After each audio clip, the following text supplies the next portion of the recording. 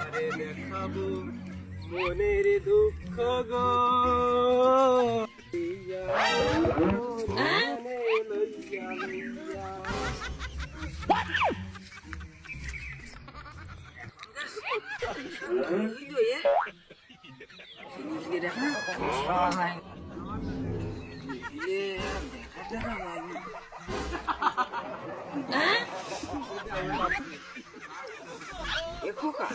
চাচা,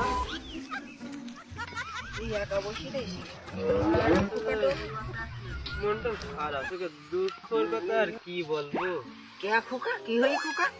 শুনবা চাচা তাহলে? তোমার দুঃখের কথা তাহলে একটু শোন। চাচা, আমার একটা মহারানী ছিল চাচা। সে পারিবারিক সমস্যায় চলে গেছে। না চাচা, আমার ওদের সমস্যা ছিল। তোমার ওদের বলছি ও তোমার ওই কি জানো বললে খোকা? আমার একটা মহারানী।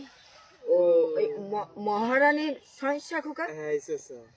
ও তারপর কি হইলো খোকা? না চাচা, না মহারানী না, মহারানীর পরিবারের একটা সমস্যা ছিল, মানে ও ওই হইলো খোকা, ওই হইলো।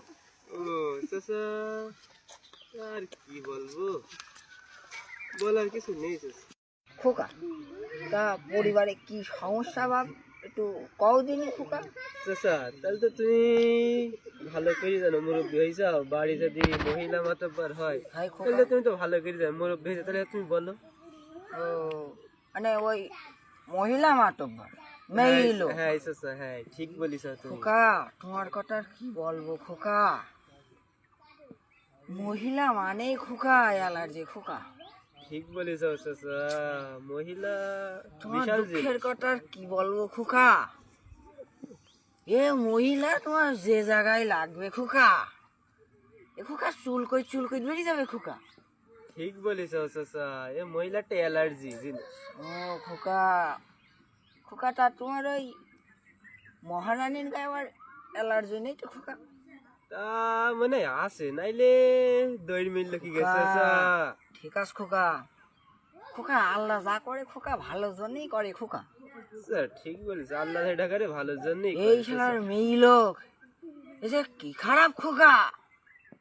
তাহলে তো তুমি ভালো করেই জানো স্যার, তোমার আর বলা লাগছে না খোকা, মুরব্বী হয়ে যাও, এরা হুই হই ঢুকলি খোকা হাল হাই হই বেরিয়ে যায় খোকা।